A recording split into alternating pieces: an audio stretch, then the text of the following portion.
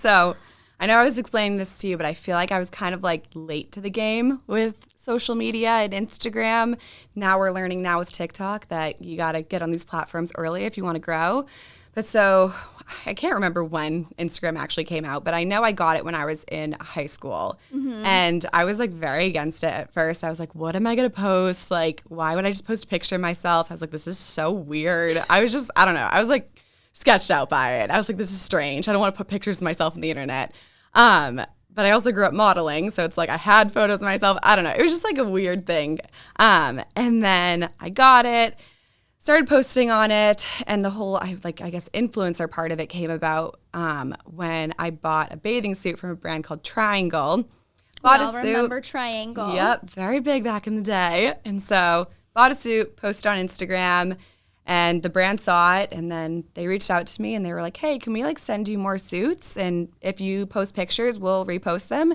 And I was like, oh my gosh, free stuff? Like, big brand posting my pictures. This is awesome. Yeah. And so did that a few times, and that was back when it was so easy to grow on Instagram too. So they'd post a photo of me and I'd grow like 1,000 followers at once. It was crazy. And so that was kind of my first taste of like, okay, if you have followers, brands give you free stuff, social media, all this stuff. It was just like kind of eye-opening. And then over time, started working with more brands. And that was where I kind of was like, okay, I'm spending all this time promoting other brands. Like, why don't I just start my own brand? And so it was really like the social media that kind of sparked my interest in starting my own brand. Yeah. But yeah, I didn't start an Instagram account with like the intent of becoming an influencer. So that like wasn't the goal. You were just organic. I mean, I don't blame you. If I had your body, I would be in nothing but a bikini. But you weren't trying to look for partnerships at the time. Like, no. It was just, this is me. And I mean, you're a beach girl, like familiar with the Cape. Like you were just in a bathing suit and a brand saw you. And also this was really before the time where like people could be full-time influencers. Yeah. Right? So it also probably didn't occur to you at that first partnership or that first like deal of, wow, I could actually charge for this. It was all that exchange for so long of just like, here's some product, take a photo, call it even. Yeah. I mean, I don't even know if that existed like then, you know? Yeah. Like, I don't know if influencers were a thing.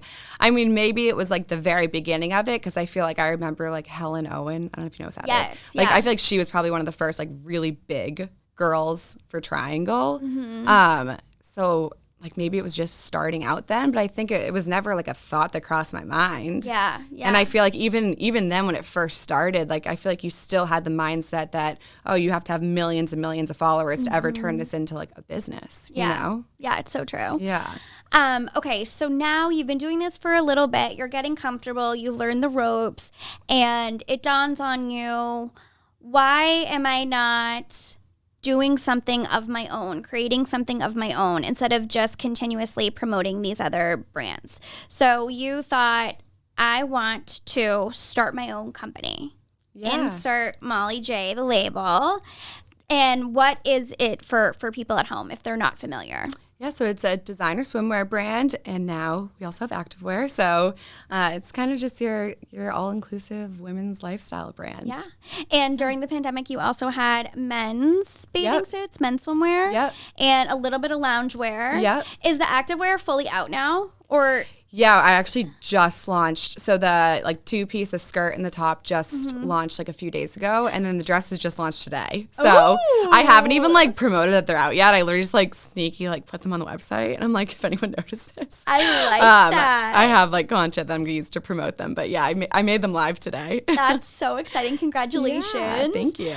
And why bathing suits? Because that was sort of your roots, or? Yeah, I mean, I always knew I wanted to start my own business. That was always something I wanted to do.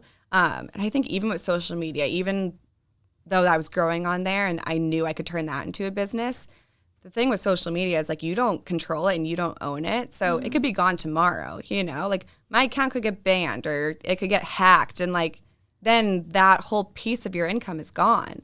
So I feel like the smart thing to do is create other avenues of income and create things that are yours and fully yours. So starting a brand obviously was my way of doing that, and swimwear because I just love the beach, I love the ocean. I had the experience with other swimwear brands. I saw how they were able to grow. And also in my mind, I thought it was going to be the easiest because I was like, it's the most minimal amount of fabric, but definitely not true. It's very hard. That is so funny. Yeah. I mean, what is it that they say? Like, you'll never be unemployed as long as you have multiple streams of income. Like, it's always nice to have a couple different things going on. And like, one can be the priority or, one can take precedence. But it's nice to be able to dabble in a little bit. And also at that time, you could still lean on influencing and like doing those brand partnerships while getting that on the ground. What experience did you have with starting your own business though? Like, where did you just say it wasn't just a passion, like this is a whole production that has to go on? Were you intimidated? I don't know. I think sometimes, honestly, because I think I was 21 when I started it. So it's crazy. I think being young almost gives you an advantage because you almost have no fears. I think about stuff that I did back, but like I lived in New York for a few years and like things that I did that I just had like no fears at all that like now I'd be kind of scared. Yeah. And I'm like, so maybe being young and naive gives you kind of an advantage because you just go for it. Mm-hmm. And so, yeah, I had no experience. I did go to business school, so I had the business background, but I had no experience with starting my own company before. Both my parents are entrepreneurs, so I did watch them my entire life own their own businesses, but my mom owns a recruiting firm and my dad owns a construction company. Right. So nothing in the fashion space. Okay. But I mean, being a business owner is being a business owner. So of course, I was able to watch and learn from them my entire life. That was the example that I looked at my entire life. I never saw them working for anyone else. But everything else, I basically just Googled and figured it out myself. I mean, I'm sure they can give you tips and tricks when it comes to the back end, but like for the manufacturing and production of your pieces, that's not their wheelhouse. So you really had to figure that piece all on your own. Where do you start?